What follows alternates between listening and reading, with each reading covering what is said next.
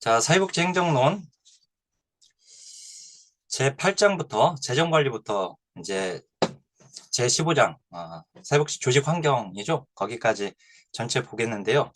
1번 보면 예산 수립의 원칙이 한 번밖에 나오지는 않았지만 근데 우리 예산 통제 원칙은 출제된 이후에 몇 차례 나왔거든요. 그래서 예산 수립 원칙도 한 번 나왔지만 또 나올 수 있으니까 이건 공부를 해놓는 것이 좋겠다는 생각이 들어요. 그래서 거기 1번 보면 예산이 집행된 후에 즉시 심의 의결을 거쳐야 하는 게 아니라 심의 의결을 먼저 거쳐야죠. 심의 의결을 거쳐야 하는 거죠. 그리고 나서 이제 집행으로 가는 거죠. 이게 예산 사전 심의 의결 원칙입니다. 그래서 이건 지금 틀린 문장이고요. 그다음 수지 균형을 맞춰서 흑자 예산이 되어야 한다. 흑자 예산이 아니라 적자 재정을 인정하지 않는 거죠. 그래서 여기 흑자 예산이 아니라 적자 재정을 인정하지 않는 것이다. 이게 수지 균형의 원칙이죠. 그래서 수지 균형을 맞춰서는 맞는데 적자 재정을 인정하지 않는다는 것입니다. 그래서 그것도 틀렸죠. 자, 그다음에 예산 수립 모형인데요. 예산 수립 모형에서 품목별 예산은 수입과 지출을 항목별로, 즉 지출 항목별로, 지출 품목별로. 그러니까 여기서 품목별 예산이라고 할 때 이 품목이 지출 품목 또는 지출 항목을 얘기하는 겁니다. 지출 품목별로 예산을 수립하는 거니까. 그래서 이건 맞는 겁니다. 자, 품목별 예산 다시 한번 예산의 남용을 방지할 수 있죠. 그죠? 왜냐면 이제 품목별 예산은 통제 기능을 가지고 있죠. 예산 통제 기능을 하는 겁니다. 그래서 남용을 방지할 수 있다 하면 맞습니다. 자, 근데 신축성 있게 예산을 집행할 수 있다. 예산 집행에 있어서 신축성이 부여가 되는 것은 성과주의 예산이죠. 그래서 이거 성과주의 예산입니다. 여기에. 그래서 이거 지금 틀린 겁니다. 예산의 집행에 있어서 신축성이 부여된 이유가 뭐였었냐면은 품목별 예산은 지출 품목별로 통제를 했었는데 성과주의 예산으로 가게 되면 프로그램별 통제가 됐죠. 즉 사업별 통제 여기 사업별 통제 그죠? 그래서 프로그램 단위로 통제가 되는 거니까 그 프로그램을 진행하는 사람 그래서 예산을 집행하는 사람이 그 안에서는 자유롭게 예산을 집행할 수 있게 되는 겁니다. 그래서 신축성 있게 예산 집행에 있어서 신축성이 부여가 되는 것은 성과주의 예산이다. 왜냐면은 지출별로 이렇게 통제했다가 이제 사업별, 즉 프로그램 단위별로 이제 통제가 되게 되니까. 그죠? 그래서 요거는 지금 맞는 거고, 그 다음 여기는 지금 틀린 겁니다. 신축성 있게 예산을 집행하는 것은 성과주의 예산입니다. 자, 그 다음에 간편하고 주로 점증식으로 평가된다. 점증주의적 예산 수립 방식이라고 하면 품목별 예산이죠. 왜냐면 이제 전년도 예산에 근거하다 보니까 계속 전년도 예산에 근거해서 이제 금년도 예산을 수립하게 되니까 예산이 계속해서 증가되게 되는 점증주의 예산 방식이라고 했었어요. 품목별 예산이. 그죠? 저기 간편하고 주로 점증식으로 평가된다. 이건 품목별 예산입니다. 요거 지금 요거가 간편하고 점증식으로 평가된다는 것은 그러니까 얘는 이쪽으로 가줘야죠. 그죠? 품목별 예산. 그 지금 틀렸어요. 자, 그다음 8번에 성과주 예산. 자, 예산 배정에 있어서 직관적 성격이 강하다. 자, 자금 배정에 있어서 예산 배정에 있어서 합리적 성격이죠. 그러니까 품목별 예산을 제외하고는 나머지는 다 합리적 배분이 가능합니다. 직관적으로 하는 게 아니라 그래서 이거 틀렸습니다. 자, 성과주 예산 수행하는 업무에 중점을 둔다는 것은 맞아요. 여기는. 그다음에 이제 계획 예산 제도. 이렇게 계획 예산 제도로 나오거나 또는 이렇게 계획 예산으로 이렇게 나오거나 똑같은 말이에요. 지금 계획 예산 제도 또는 뭐 기획 예산 뭐 이렇게 부르는데 또는 이제 프로그램 기획 예산 다 똑같은 말이에요. 알았죠? 다 똑같은 말이에요, 여기. 자, 근데 이 계획 예산은 조직의 통합적 운영이 편리하다. 맞아요. 왜냐면 이제 조직의 상층부에서 예산을 수립하는데 예산 수립에 하는 데 있어서 각 부서의 의견을 듣게 되거든요. 그래서 조직의 통합 운용 또는 통합 운영에 편리하다라고 하면 맞습니다. 자, 프로그램 기획 예산. 기획 예산인 거죠. 즉 계획 예산인 거죠. 얘는 위에서 수립하는 것이기 때문에 분권이 아니라 직권이라고 했었어요. 그래서 여기 직권을 강화하여 조직의 목표 달성을 극대화한다. 직권을 강화하는 거죠. 분권이 아니라 조직의 목표를 달성을 극대화하는 건 맞아요. 왜냐하면 기획에서는 효과성을 중시 여긴다고 그랬어요. 성과주에서는 단위 원가를 고려하니까 거기는 효율성, 그죠? 효율성을 중시 여기고 그다음 이제 계획에서는 조직의 목표로부터 시작하는 목적으로, 그죠? 그 목적을 어, 연도별 세부 목표로 나누고 그 세부 목표를 달성할 수 있는 실시 사업을 계획한 다음에 그 안에다가 예산을 배정하는 형식이거든요. 그러니까 여기는 조직의 목표 달성을 극대화하는 것은 맞는데 그래서 효과성을 중시 여기는데 근데 여기 분권이라고 해서 틀린 겁니다. 네, 직권입니다. 자, 계획예산 제도는 목표 개발부터 시작해야죠. 그죠? 맨 처음 조직의 목표로부터 시작한다고 했어요. 자, 품목별 예산은 전년도 예산으로부터. 그 다음에 이제 성과주 예산은 조직의 활동. 그죠?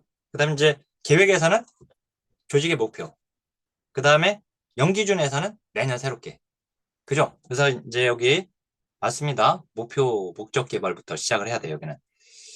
자, 그 다음에 국가의 단기적 계획이 아니라 이건 장기적 계획이죠. 그죠? 여기가 장기적 계획 수립을 위한 장기적 예산 편성 방식입니다. 틀렸고요. 자, 연기준 예산은 예산의 효율성을 중요시한다. 효율성 중요시하죠, 여기. 왜냐면은 이제 다시 한번 여기 어차피 넷 중에 하나거든요.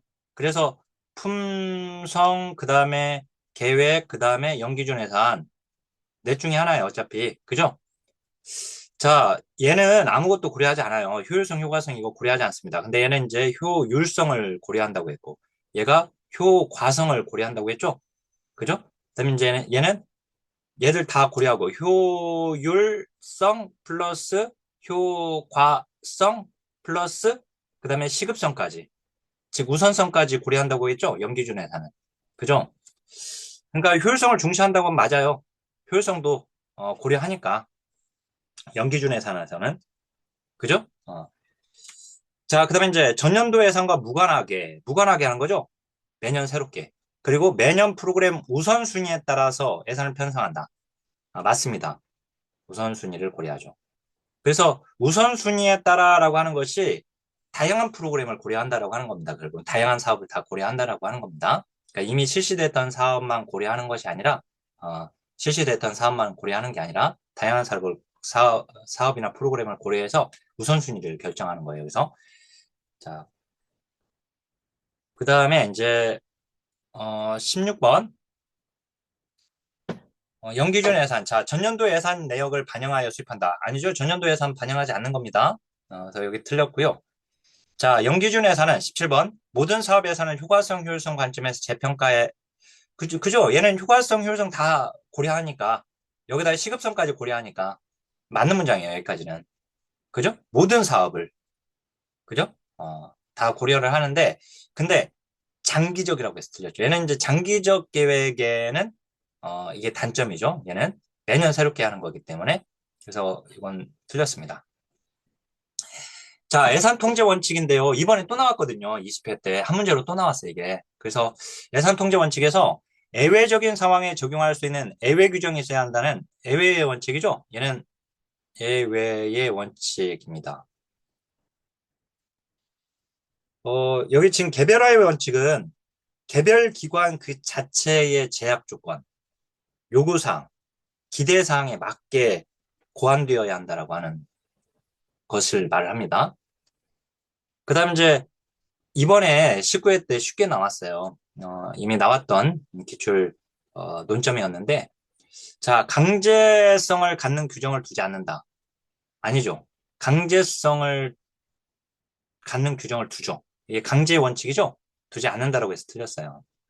네, 지금 이것도 틀렸고, 여기 개별화의 원칙이 아니라 이건 예외의 원칙입니다.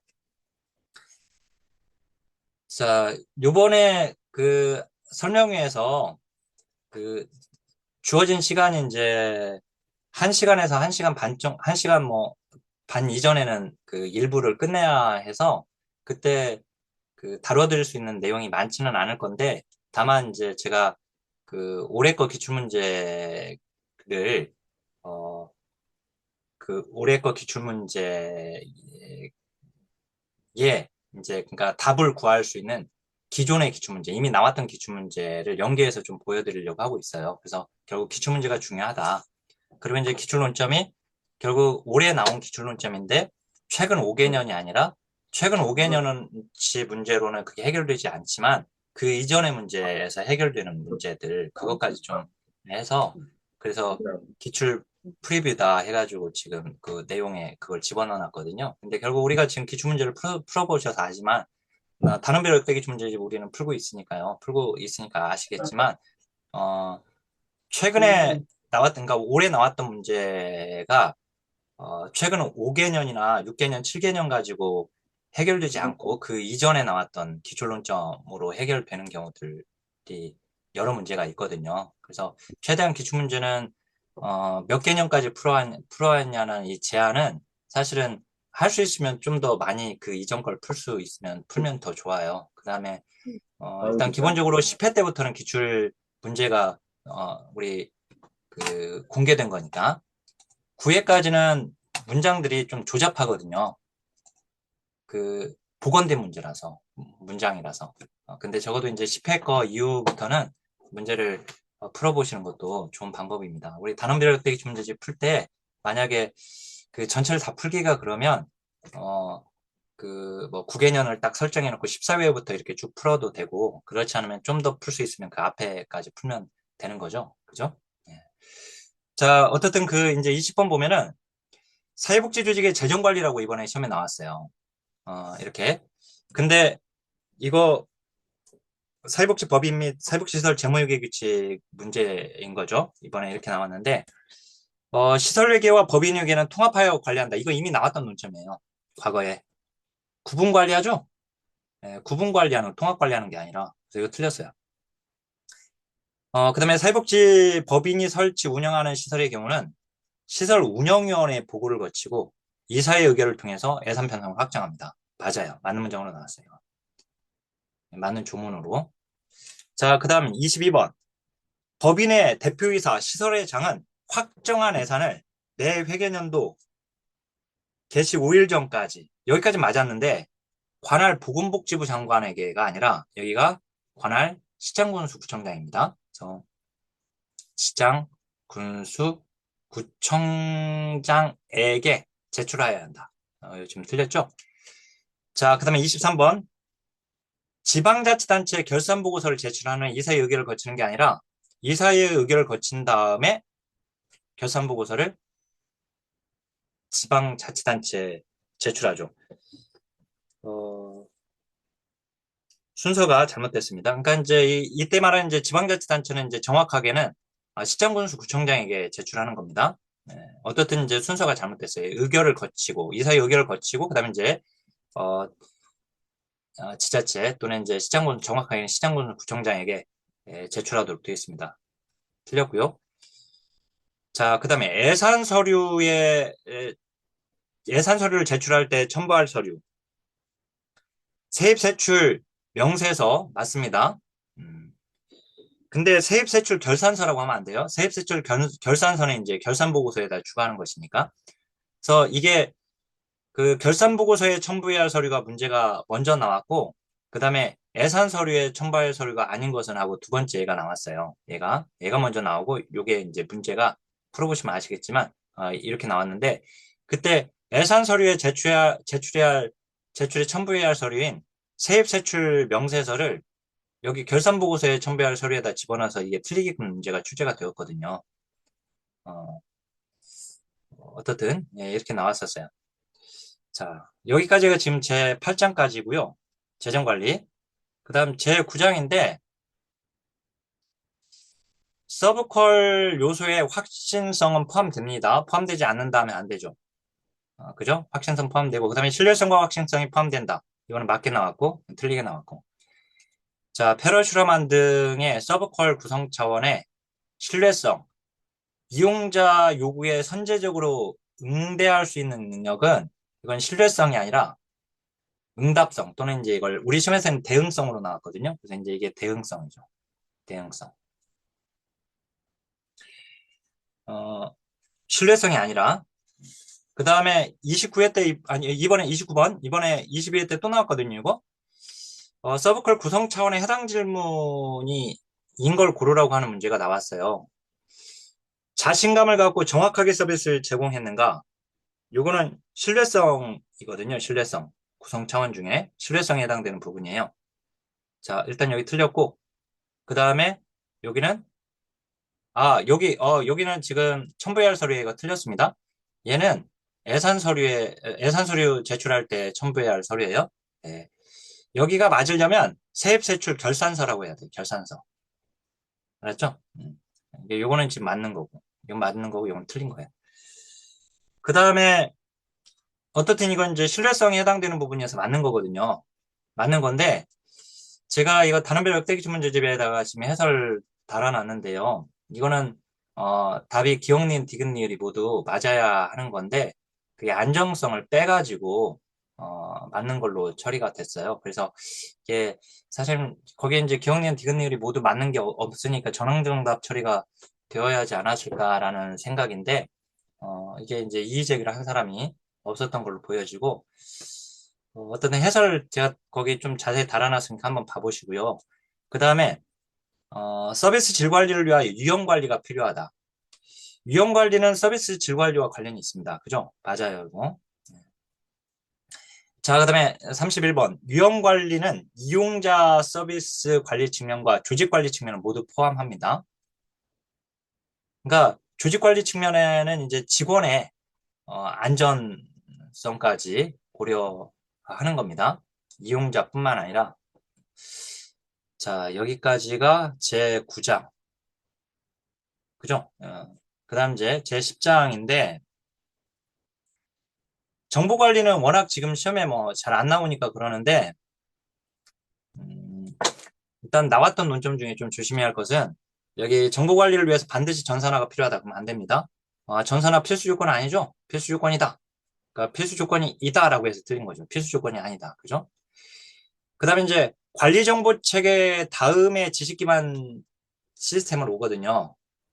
그죠? 어, 그 다음에, 어, 그 의사결정 지원 시스템, 그 다음에 업무 수행 지원 시스템 이렇게 오게 되는데, 그러니까 관리 정보 체계 다음에 지식 기반 체계가 왔기 때문에 결국 관리 정보 체계를 보완하기 위해서 지식 기반 체계가 나온 거죠. 관리 정보 체계는 지식 기반 체계를 보완하기 위해서 개발된 게 아니라 얘 다음에 얘가 개발된 게 아니니까 얘 다음에 얘가 개발된 거거든요. 그럼 뒤에 나온 애가 보완하는 거잖아요. 그러니까 이제 지금 관리정보 체계가 지식 기반 체계를 보완했다고 하면 틀립니다. 자, 그다음에 이 정보 관리에서 중요한 것은 비밀 보장이 어렵다라고 하는 것이죠. 그래서 이제 사생활 침해 가능성이 높아졌다라고 하는 거. 그죠? 요거. 자, 여기까지가 이제 제 그 10장이고요. 정보 관리에서 나온 것이고 정보 관리 체계에서 그다음 이제 규범적 욕구. 여기 11장이죠, 이제. 프로그램 개발과 평가에서. 규범적 욕구는 브래드쇼가 구분한 욕구의 유형이죠. 그래서 지역 주민이 원함은 느낀 욕구죠. 그죠? 여기 규범적 욕구가 아니라 느낀 욕구. 이걸 느낀 욕구, 감촉적 욕구 또는 체감적 욕구 또는 인지된 욕구라고 해요. 그죠? 무엇을 원하는지. 그래서 이거는 좀 틀렸고요. 자, 그다음에 프로그램 기획 과정에서 대상 인구를 규정할 때 자원이 부족하다고 해서 클라이언트 인구가 표적 인구보다 많아진다. 말도 안 되는 얘기죠. 이게 이제 표지 깔때기라고 했잖아요, 이거. 여기가 이제 일반 집단. 일반 집단보다 좁혀가는 것이 위기 집단 또는 위험 집단. 위험 집단보다 좁혀가면 이게 표적 집단. 표적 집단보다 좁혀가는 것이 클라이언트 집단. 그죠? 그래서 이제 얘가 크기는 위쪽이 큰 거예요. 네. 더군다나 우리가 여기 그 표적 집단에서 클라이언트 집단으로 좁혀오는 이유가 세 가지가 있었잖아요. 그죠? 윤리성, 그 다음에 클라이언트의 능력 또는 실행 가능성. 이 세 가지 때문에 표적 집단을 다 대상으로 할 수가 없다. 그러니까 내가 프로그램을 만드는데 내 프로그램의 대상자를 결정하는 과정이 이게. 근데 내가 만든 프로그램에 이 표적 집단은 다 참여해도 되는 사람들이거든요. 딱 이 사람들이 맞게끔 내가 프로그램을 개발했으니까. 근데 이 사람들이 다 참여를 못해요. 이 세 가지 이유 때문에. 결국은 그래서 클라이언트 집단은 실제 프로그램을 이용하는 사람들이 되는데, 이용자가 되는데, 이 사람들은 표적 집단보다 적어질 수밖에 없는 겁니다. 이 세 가지 이유 때문에. 그러니까 여기서 보면 자원이 부족하면 이 클라이언트 인구가 표적 인구보다 이렇게 많아져 버린데 말도 안 되는 얘기예요. 그죠? 뭐 자원이 부족하든 많든 말이 안 되는 얘기예요, 이거 자체가. 그리고 어, 표적 인구 자체가 이제 내가 만든 프로그램에 딱 이용하면 되는 사람들인데, 이 사람 다 이용을 못 한단 말이에요. 그래서, 자, 이거 지금 틀린 겁니다. 어쨌든. 자, 그 다음에 이 평가 기준인데, 이거는 나올 거라고 보여져요. 이번에 또 안 나왔거든요. 이게 나와야 할 건데 안 나왔어요, 또. 논리 모델도 지금 두 차례 연달아서 지금 안 나왔던가요? 그래서 계속 안 나왔는데, 여기 지금 11장에서 중요한 건 이 프로그램 평가 기준입니다. 이거 본래는 막 한 회차에 두 문제씩도 나오는 내용이어서 굉장히 중요하거든요. 근데 지금 올해도 안 나오고 작년에도 안 나왔던가? 그리고 올해도 또 안 나왔던가? 연달아 지금 안 나온 걸로 알고 있어요. 자, 그래서 내년에는 나올 가능성이 너무 높다는 것이고, 프로그램 평가 기준, 그 다음에 그 평가 지표, 즉 평가 내용, 효율성을 평가하는데, 여기 보면 효율성을 평가하는데 클라이언트의 문제 해결 능력 향상도를 가지고 효율성을 평가한다. 아니죠. 클라이언트의 문제 해결 능력 향상도를 가지고 평가하는 것은 효율성이 아니라 효과성입니다. 효과성.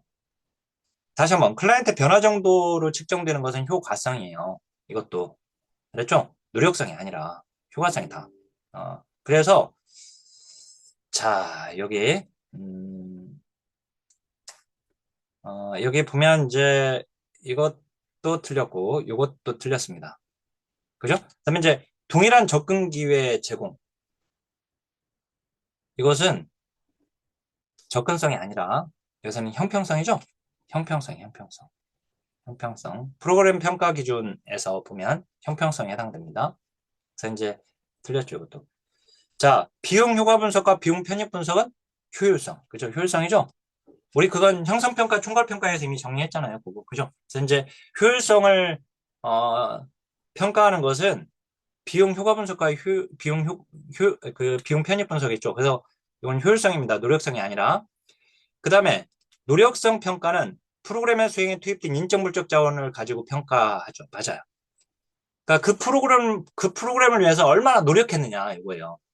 그 프로그램을 위해서 얼마나 노력했느냐는 그 프로그램에 얼마나 인적 자원을 또는 물적 자원을 얼마나 투입했느냐. 그죠? 그러니까 요거는 노력성 맞죠? 맞는 거예요. 평가를 위한 고정화된 틀이 필요한 것은 총괄평가예요. 형성평가가 아니라. 알았죠? 총괄평가. 자, 이거 틀렸고. 과정 중 프로그램을 개선하기 위한 것이 형성평가죠? 형성평가는 프로그램 진행 중에 하는 평가니까. 자, 맞습니다. 자, 그 다음에 논리무형 이렇게 보시면 여기 그러니까 지금 총괄평가나 형성평가는 그 조사론의 우리 욕구조사와 평가조사에서 우리가 정리는 하긴 했지만 근데 사실 얘는 이렇게 행정론에도 나오고 지역사회복지론에도 나오고 그 다음에 그 실천 기술론에도 나오고 그렇습니다. 또는 정책론에도 나오고 그래서 뭐 이곳저곳에 다 나와요 얘는. 예. 자 여기 프로그램 논리 모형입니다.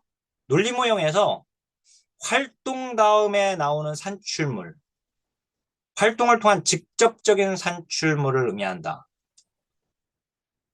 직접적인 산출물은 성과가 아니죠. 직접 활동 다음에 나오는 것은 산출이죠. 산출이 말 그대로 성과가 아니라 틀렸어요. 성과는 이제 산출 다음에 성과죠. 그죠? 예, 이제 얘는 이제 성과는 질적인 개념이라고 했고 산출은 이제 양적 개념이라고 얘기를 했었습니다. 자, 그다음에 45번 논리 모델을 적용하여서 치매, 부양, 부모, 가족원 스트레스 완화 프로그램을 설계했대요. 그죠? 이 프로그램을 설계했을 때 상담 전문가 10명은 12는 이 프로그램에 투입되는 요소들이죠. 산출이 아니라 투입입니다. 투입이라고 해야죠. 틀렸습니다. 자, 이 46번 중요한데요. 46번. 46번 보면 자, 독거노인 사회관계 형성 프로그램이에요. 그러면 대상자가 누구예요? 독거노인이에요. 홀몸 어르신. 독거노인인데 이 독거노인을 대상으로 해가지고 사회관계 형성 프로그램을 실시한 거예요, 지금. 그랬을 때, 자, 성과, 자살률 감소, 노인 부양의식 향상. 요거는 그 성과가 되기 위해서는 뭐라고 했냐면 제가 성과와 영향을 구분하라고 했잖아요. 그래서 이제 성과는 프로그램에 참여한 사람들의 내적 변화. 즉, 이 독거 노인 어르신의 내적 변화야지 돼요. 노인의 자살률 감소가 독거 어르신의 내적 변화가 아니죠. 그죠? 그, 어, 노인 부양의식 향상도 마찬가지입니다. 그래서 요거는 그러면 성과가 아니라 이건 영향인 거예요, 영향. 알았죠? 그래서 이제 이건 영향입니다. 틀렸어요. 자, 여기까지가 이제 11장. 이제 여기가 이제 12장이 되겠네요. 12장 이제 전달 체계죠, 이제. 자, 행정 체계와 집행 체계로 구분할 수 있는데 근데 서비스를 기획, 지시, 지원 관리하는 것은 행정 체계죠? 집행 체계가 아니죠? 집행 체계는 서비스를 직접 전달하는 체계입니다. 그래서 이제 여기 기획, 지시, 지원 관리하는 것은 행정 체계입니다. 자, 전달 체계 구축 원칙. 포괄성의 원칙. 포괄성은 클라이언트의 다양한 문제나 다양한 효과를 덮어버릴 수 있는, 즉 포괄할 수 있는 다양한 서비스, 다각도의 서비스 또는 종합적인 서비스라고 했었어요. 그래서 여기 종합적으로 서비스를 제공하는 거 또는 다각도로 서비스를 제공하는 거, 서비스를 다각도로, 그죠? 종합적으로 제공하는 거. 이게 포괄성 맞아요. 자, 그다음에 서비스의 접근성은 수급작용 요건을 강화해버리면 접근성은 낮아지죠. 그죠? 자, 수급 요건을 강화하면 그 서비스를 이용하기 어려워질 테니까요. 까다로우니까. 요건 자체가 까다로우니까. 그 대상자가 되기가 어렵겠죠. 그죠? 그러니까 수급 요건을 까다롭게 만들면, 즉, 강화해버리면, 자원의 낭비는 줄일 수가 있겠죠. 이렇게 하면 자원은 덜 들게 되니까. 그죠? 그렇지만 접근성은 떨어집니다. 그래서 이제 이 말은 틀리는 거예요. 그래서 접근성은 강화하기에 대해서 자원의 효율적으로 활용하려고 하는 것이 접근성이 아니라 이 프로그램에 대한 또는 이제 그 서비스에 대한 그 접근 가능성을 지금 얘기하는 거니까 이용할 수 있게끔 하는 것이니까 이거 지금 틀린 문장이고. 자, 책임성은 반드시 전문가가 담당해야 한다는 것은 전문성이죠? 전문성입니다. 사회복지 서비스는 전문적인 서비스이므로 전문가가 담당해야 한다. 이게 바로 이제 전문성의 원칙인데 어떻든 이제 전문가가 담당해야 한다. 전문성입니다. 책임성이 아니라. 자, 전달 체계 자체의 효과성, 효율성과 관련된다. 책임성. 맞죠? 맞아요. 본란에 이제 우리가 책임성은 효과성과 관련이 있는데 이 효과성은 목적 달성도잖아요. 그죠? 목적 달성도가 효과성이잖아요. 그러니까 목적이 달성됐다는 것은 효과성이 높다는 것은 서비스를 책임있게 이행했다는 뜻이에요. 그죠? 그래서 여기서 근데 이제 효율성도 들어가는 이유는 효율성은 효과성에다가 비용까지 고려하고 있는 거예요. 그러니까 효율성도 그 안에 효과성이 들어가 있어요. 그죠? 효과성이 들어가 있어요. 그러니까 아무리 목적 달성도가 높다 하더라도, 효과성이 높다 하더라도 거기에 들어간 비용이 많이 들면 이제 그거는 효율성이 떨어지는 거죠. 그죠? 그래서 제가 강의 중에서도 비효율적인 서비스가 효과적인 서비스일 수는 있다. 이런 문장이 나왔었거든요, 우리 시험에. 그죠? 비효율적이지만 효과적일 수는 있어요. 효과성은 높지만 거기에 돈이 많이 들어가 버리면, 비용이 많이 들어가면 그건 효율성은 떨어지고, 효과성은 높지만 효율성은 떨어지는 거니까.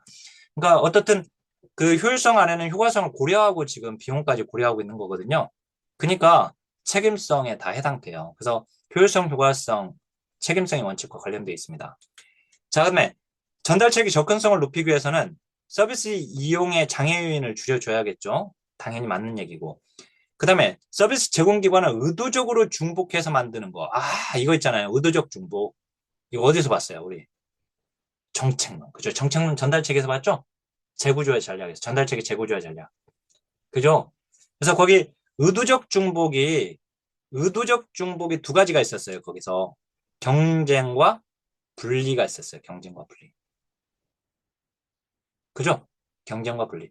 이게 경쟁은 유사한 기관을 또 하나를 더 만들어 버리는 거예요. 경쟁하게끔. 그게 경쟁이죠? 예. 근데 분리는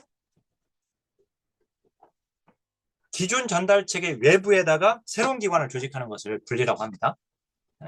그래서 이제 어떻든 이제 이건 의도적 중복을 통해서 전달 체계를 개선할 수 있다. 이렇게 지금 전달 체계의 그 재구조화 전략이 행정론에서 이렇게 나왔었다라고 하는 거. 이게 본래 지금 정책론에 나오잖아요. 지금 정책론에 최근 삐껴 나오는 문제로 제가 거기서 정리를 해드렸는데. 자, 여기 그 다음에 그 사회복 전달 체계의 주요 원칙들, 전문성, 통합성과 같은 전달 체계 구축의 원칙들은 상호 영향을 줄 수가 있습니다. 근데 이 전달 체계의 주요 원칙들은 상호 배타적이에요. 그래서 특정 원칙을 강조해버리면 다른 원칙이 잘 지켜지지 않을 수가 있어요. 가령 사례 관리가 이제 통합적인 서비스를 제공하는 거잖아요. 이게 사례 관리와 같이 통합적인 서비스를 제공하는 것을 강조하게 되면 전문성이 약화될 수 있습니다.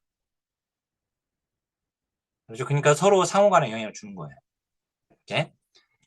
자, 이거 제가 이따가 그 빈칸 넣기에다가도 거기 넣어놨으니까 이따 보도록 하고요. 최소 비용으로 최대 효과를 얻는다. 이게 올해 기출문제예요. 올해 기출문제. 이게 올해 기출문제인데요. 전달책에서 나왔거든요. 이게.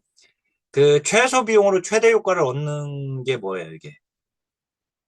효율성이잖아요, 이거 효율성. 그죠? 이거 효율성이죠? 효율성으로 전문성을 높입니까? 뭐예요? 효율성으로. 책임성을 높이죠. 그죠? 아까 책임성과 관련된다고 했잖아요. 책임성을 높이는 거지, 전문성을 높이는 게 아니죠. 그죠? 그래서 이게 틀렸어요. 올해 나왔던 기출 지문입니다. 그 다음에 이제 한국사회복지 행정체계인데요. 자, 사회 서비스의 개념이 기존 사회복지 서비스를 포괄하고 있는 개념이에요. 사회 서비스는 넓은 개념입니다. 아셨죠? 사회 서비스, 소셜 서비스는 넓은 개념이에요. 이게 이제 그 사회복지 서비스를 포괄하고 있는 겁니다. 자, 그다음에 57번인데 제가 이번에 핵심 이론 강의에서 이걸 말을 안 하고 끝나버려가지고 그때 막 강의 막 빠르게 어떻든 끝내느라고 막 정신 없었고 그다음에 영유아보호법이 그렇게 중요한 법이 아니다 보니까 그랬는데 이게 개정됐어요. 시행돼 버렸어요, 올해. 그래서 이거 이제 이거 일단 이건 틀린 문장이에요. 그렇죠? 이거 본래 영유아보호법이 보건복지부 관할 부처였거든요. 근데 부처가 바뀌어 버렸어요. 영유아보호법은 보건복지부가 아니라 이제 교육부로 바뀌었습니다. 그래서 여기 교육부예요, 교육부. 그래서 우리 그 단원별 역대기 주문제집 3교시에 페이지 613쪽에 이 해당 문제 나오거든요. 이 해당 문제의 해당 기출침은 해설이 교육부로 바뀌어야 돼요. 그래서 요거는 제가 계속해서 이렇게 갱신하고 있거든요. 거기 우리 카페에 갱신하고 있으니까 이게 혼자서 다 하려고 하니까 너무 힘들어가지고 이게 바로바로 좀 안 돼요. 안 돼서 그, 어, 제가 거기 어떻든 반영해 놓을 거니까 한 번씩 카페에서 한 번씩 확인하세요. 정오표 거기 있는 부분에서. 근데 이 교육부로 해야 하고요. 그 다음에 핵심 이론 노트 있죠. 핵심 이론 노트 527쪽에 보면 영유아보호법이 정리가 되어 있어요. 근데 거기서 부처가 교육부로만 다 바뀐 거예요. 그래서 거기에 그다음에 장관은 교육부 장관으로 바뀌었거든요. 그래서 거기 527쪽에 보면 보육 실태 조사를 보건복지부 장관이 한다고 되어 있는데 그게 교육부 장관으로 바뀌었어요. 그다음에 이제 육아종합지원센터에 보면 보건복지부 장관은 중앙육아종합지원센터를 이라고 되어 있는데 그것도 교육부 장관은 이라고 해야지 바뀌어야 돼요. 그 두 군데가. 그래서 어쨌든 이제 관할 부처가 바뀌었다라고 하는 거. 자, 그 다음에 국민연금은 참고로 정보표는 그 카페에다가 그 계속해서 갱신해서 올리고 있으니까요. 지금 온라인으로 지금 수업 들으시는 선생님들은 거기서 보시면 됩니다.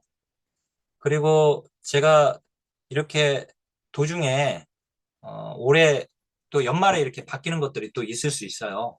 그래서 제가 마지막에 한번 정리하거든요. 마지막에 도중도중에 이렇게 막 확인하지 않고 그냥 어, 그 12월 말이나 또는 시험 보기 일주일 전에 법률 특강 해가지고 그때 그 확인해 드리니까 안심하고 있으면 됩니다. 다시 한번 뭐 설사 여기서 지금 그 확인을 못했다 하더라도 연말에는 무조건 거기서나 정리하면서 그 다 정리해 드리니까. 자, 여기 교육부로 바뀌었다는 거. 그다음에 이제 국민연금은 시군구에서 담당하지 않죠. 국민연금공단 있잖아요. 그래서 이거 좀 틀렸고, 이게 뭐냐면은 행정론의 전달 체계에서 우리나라의 실제 전달 체계 내용이 이렇게 나와요. 그래서 여기서 제 문제를 여기다 분류를 하는 겁니다. 그래서 여기 이제 희망복지지원단은 시군구에 설치하는 거 맞죠? 시군구 희망복지지원단이라고 하죠. 2012년. 그래서 이거 맞는 거고, 희망복지지원단이 언제예요? 2012년이죠? 얘는. 해- 사회복지 통합관리망 행복의무는 얘는 2010년이죠?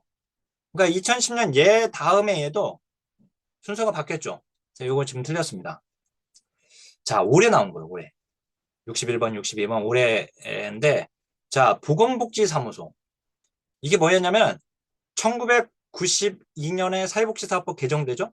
그래서 사회복지 전담 공무원, 그 다음에 복지사무 전담기구. 두 가지, 그죠? 근데 이 복지사무 전담기구 조문 때문에 얘를 이제 시범 사업을 하게 되는데, 세 가지 순서를 알아야죠. 첫 번째가 보건소에다 배치했다고 했죠, 제가. 그래서 보건복지사무소라고 했고, 두 번째가 이제 보건소가 아니라 시청, 구청, 군청, 본청에다가 별관의 형태로 거기다가 사육 전담본부들을 다 집어넣었어요, 거기다. 근데 이게 접근성이 떨어진다라는 평가를 받아가지고 세 번째 주민생활 지원 서비스로 바뀐 거예요. 그래서 주민센터에도 다 배치시킨 겁니다. 지금 이제 행정복지센터로 바뀌었지만. 그래서 여기 보면, 얘가 동시에 시행되었다. 동시에 아니죠? 얘 다음에 얘로 가게 돼요, 시범사업이. 그렇죠? 그래서 얘가 보건이 붙은 이유가 보건소에다가 보건소 직원들하고 같이 배치를 시켜놓은 거예요, 맨 처음에. 알았죠? 그러다가 이게 4년 6개월 하고 중단되고, 그러니까 정확하게 1995년, 예, 7월부터 1999년 12월까지 4년 6개월 동안 실시를 하고 이게 이제 중지돼요. 그런 다음에 얘가 2004년부터 2006년까지 2년간 시행이 돼요. 뭐 이렇게 4년 6개월이다, 2년이다 이런 거 몰라도 상관없는데 이게 이제 어떻든 1990년 얘가 먼저라는 거. 그 다음에 이제 2004년이라고 하는 거 얘가. 알았죠? 그 다음에 이거 끝나고 주민생활 지원 서비스가 2006년부터죠. 그죠? 네, 그래서 어떻든 동시에 시행되었다고 해서 틀렸어요, 여기. 그죠? 그 다음에 여기도 보면 사회서비스원 설치 후에 전자바우처 방식의 사회서비스. 우리가 전자바우처 사회서비스 언제? 2007년. 그죠? 사회서비스원 설치된 것은 2019년이에요, 얘가. 그죠? 그래서 우리 마지막에, 최근 거에 가장 마지막에 나오는 거 얘예요. 지역사회 통합 돌봄 계획하고.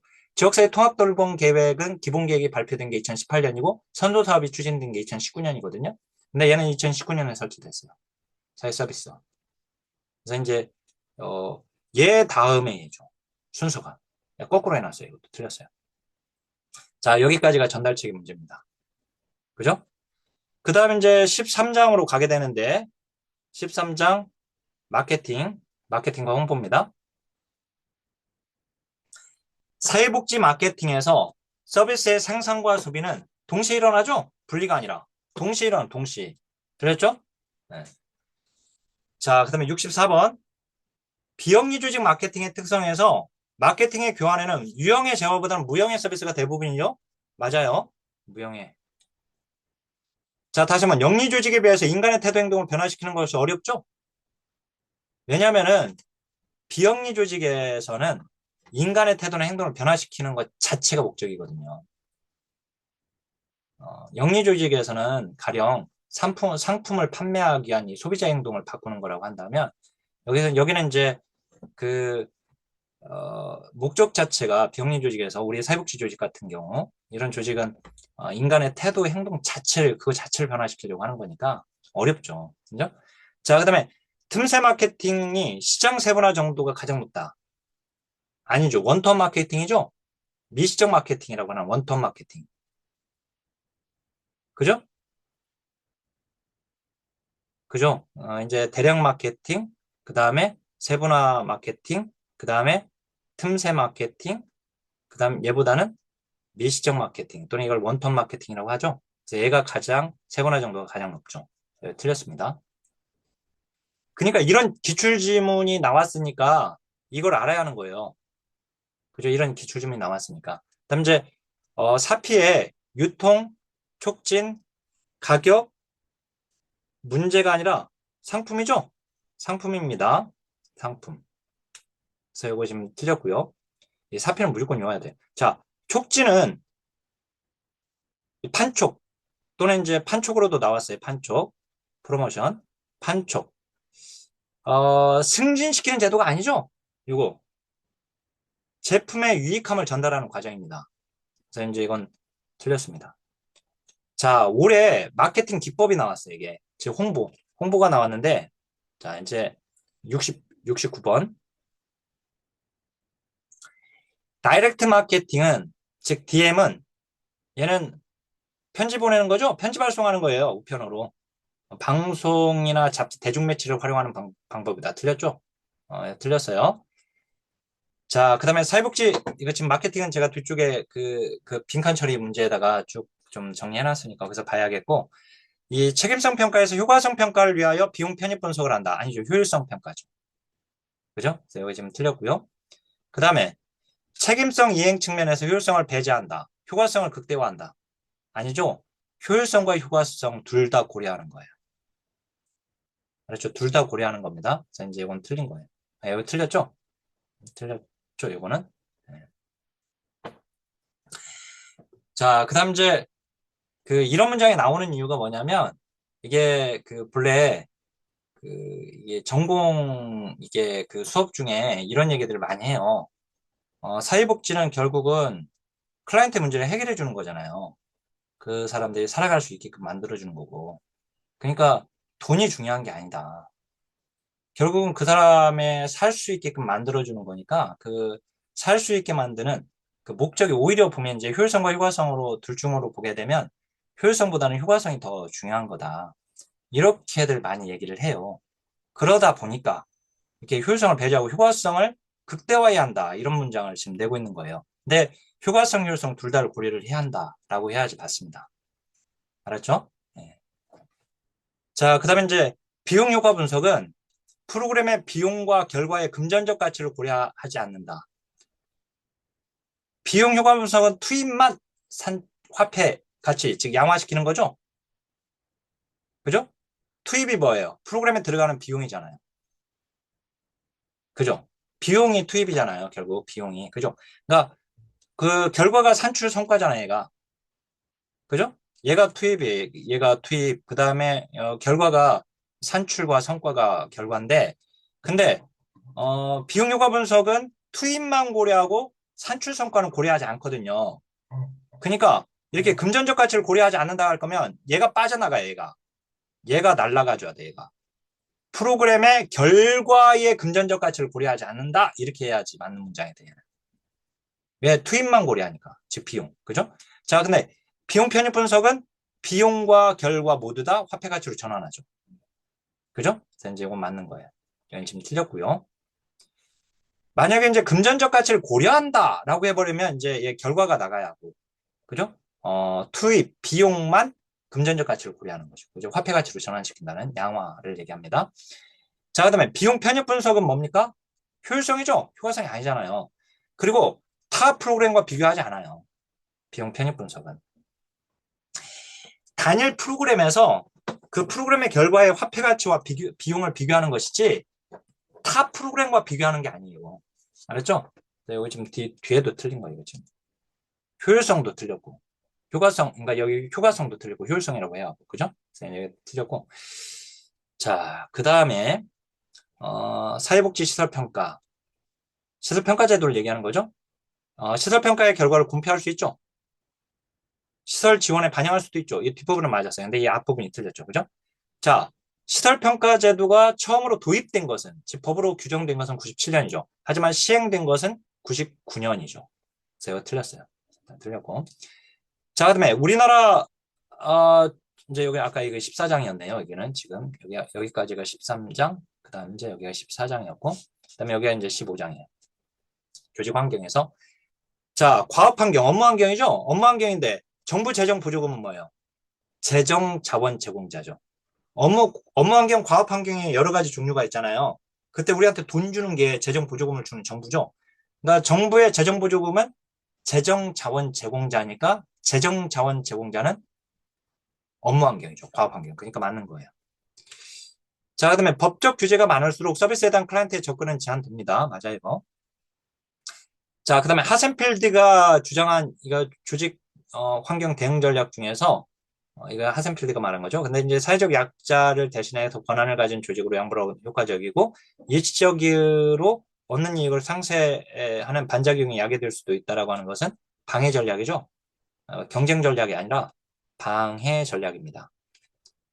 그리고 전문화 전략은 없습니다. 권위주의적 전략, 이 뒤에 이제 그 빈칸 처리 문장에다 넣어놓긴 했는데, 권위주의적 전략, 그 다음에 경쟁, 협동, 방해. 그죠? 이렇게 있습니다.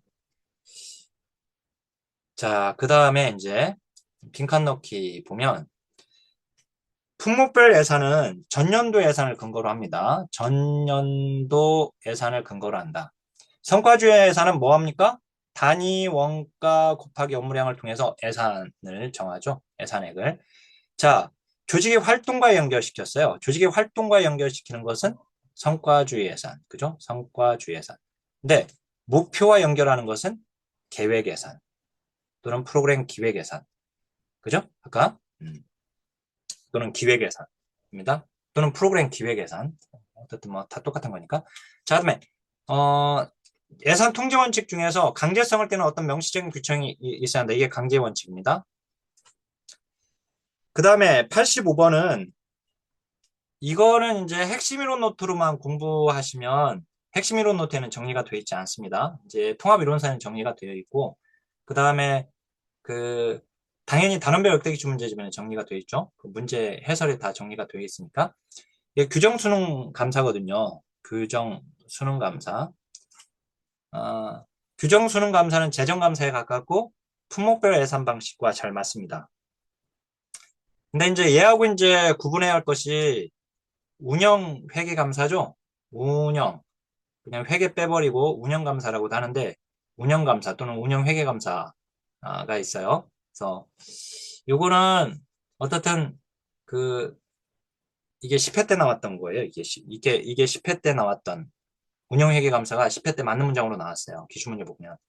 그러더니 11회 때 규정 수능 감사를 박스 처리해놓고 문장을 3개 띵띵띵 걸어놓고 지금 박스에서 설명하고 있는 게 뭐냐 이렇게 물어봤어요. 답이 이제 규정 수능 감사였어요. 알았죠? 이렇게 10회 때 운영 감사를 물어보더니 그 맞는 지문으로 나왔거든요. 10회 때. 그러니까 이제 그리고는 안 나왔어요. 그 뒤로는. 그러니까 만약에 이제 기출문제를 9개년만 풀게 되면 14회부터 풀게 되니까 얘들은 빠지는 거죠. 그 이전에 나왔던 기출 원점은. 이해됐죠? 이렇게 이제 그래서 기출문제를 뭐 우리가 100점 맞으려고 하는 건 아니니까 이렇게 이제 주로 이렇게 얘기는 하지만 근데 그 할 수 있으면 들어가는 것이 바람직해요. 그리고 이제 우리 지금 단원별 기출문제 우리 선생님들이 지금 풀고 계시니까 그거를 집중해서 보세요. 모의고사 다른 거 풀지 마시고 아셨죠? 그거 이제 다른 출판사에서 나온 모의고사 그런 거 풀지 마세요. 절대. 모의고사는 그냥 막 모의고사도 풀면 안 돼. 왜냐면은 우리가 제 6080 법칙 얘기하잖아요. 시험은 어차피 나온 부분을 재응용해서 나오는 비율이 어차피 80% 가까이 되기 때문에 그럼 우리는 모의고사를 푼다 하더라도 시험에 나오지 않은 부분을 가지고 만들어진 문제를 풀 필요가 없어요, 우리는. 우리가 모의고사를 푸는 연습은 철저하게 내가 공부한 기출 논점이 내가 그게 내 걸로 잘 내재화돼 가지고 그걸 문제가 변형돼서 나왔을 때 그걸 내가 맞출 수 있느냐 여기에요. 그래서 저는 기출문제 모의고사 만들 때 그 기출 그 논점을 다 반영을 해요. 그래서 그 작년 거 보신 분들은 이제 올해 거 굳이 보실 필요는 없는데, 왜냐면 작년 거에다가 이제 올해 기출 신규 논점 막 집어넣어가지고 또 문제를 만들거든요. 그래서 모의고사 좀 어렵습니다. 어려운 편인데, 근데 시험에 다 나온 걸 가지고 문제를 만들어 놔서 이게 연습을 할 수 있게끔 하고 있어요. 어떻든 자, 거기 지금 음 여기 지금 이건 틀렸어요. 그다음에 이것도 틀렸고, 네. 이거는 방해 전략이라고 해야지 맞는 거고, 이건 전문화 전략은 없어요. 알았죠, 여기에? 자, 전년도 단위원가, 그 다음에 성과주 예산, 프로그램 기획 예산, 그 다음에 이거 지금 아까 강제의 원칙, 그 다음에 여기는 규정 수능 감사, 그 다음에 서브컬 구성 차원의 유형성이 빠졌죠? 유형성. 그 다음에 여기 응답성, 즉흥성이 우리 시험은 실제 얘가 대응성으로 나와요. 그래서 대응성으로 외우세요. 대응성으로. 알았죠? 대응성으로 나왔기 때문에. 예. 그 다음에 이제 이거 전문가 시스템, 사례 기반 추론, 자연응성 처리 이거 뭐예요? 지식 기반 시스템이죠? 지식 기반 시스템. 정보관리 체계에서 지금 문제가 나온 건데, 지식 기반 시스템입니다. 그 정보 처리 기술의 발달 순서는 자료 처리 응용 단계, 관리 정보 체계, 그 다음에 여기 나오는 지식 기반 시스템, 그 다음에 의사결정 지원, 그 다음에 업무 수행 지원까지 이렇게 가게 되죠. 자, 그 다음에 88번 보면 정부가 제시한 노인 인구 1000명당 적정 병원 수로라고 되어 있어요. 여기서 중요한 거는 정부가 제시했다는 거예요.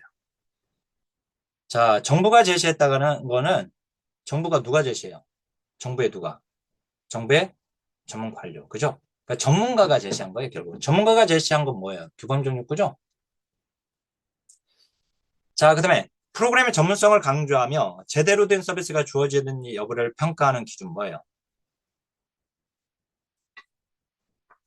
이건 서비스의 질입니다. 서비스의 질. 서비스의 질은 전문성. 전문성은 서비스의 질. 자, 그 다음에 90번인데 이것도 자, 지금 투입된 자원의 정도와 양은 노력성이죠? 노력성. 노력성입니다. 노력성. 자, 해당 지역사회 사회문제 해결에 어떤 영향을 줬는지 이 영향이죠? 영향. 자, 그 다음에 사회 집단간 얼마나 공평하게 배분되었는가?